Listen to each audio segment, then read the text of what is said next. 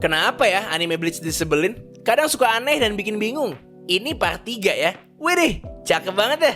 Ngelanjutin dari konten sebelumnya yang ngebahas soal apa yang membuat anime Bleach disebelin. Di poin sebelumnya, gue bahas karena Bleach dianggap kualitas ceritanya semakin menurun dari Arc Soul Society hingga Thousand Year Blood War. Poin selanjutnya menurut gue adalah karena penempatan pacing yang suka kurang tepat. Maksudnya gimana tuh bang? Banyak cerita yang mungkin harusnya nggak perlu sepanjang itu, tapi malah dipanjang-panjangin.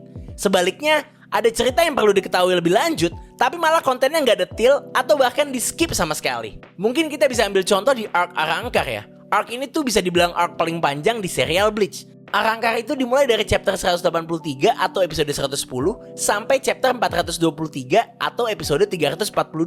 Arc ini meliputi sekitar 200-an chapter loh guys. Kalau di animenya sih karena banyak filler jadi harusnya nggak sampai 200-an episode. Contoh yang pertama, Arc Arrancar kan intinya lawan Aizen dan Espadanya ya.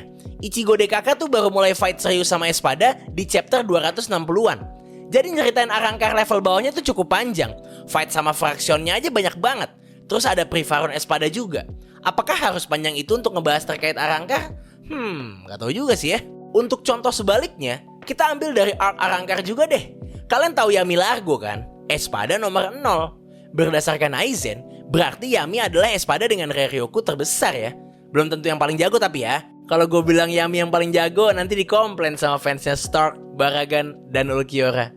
Walaupun gue juga merasa Yami bukan yang paling jago sih di Espada. Nah, bahas soal Yami, kalian inget gak kalahnya gimana? Nah, posisinya nih saat Shinigami udah lawan musuh pamungkasnya, yaitu Espada dan trio Aizen. Ada Espada nomor 0, kalahnya di off-screen.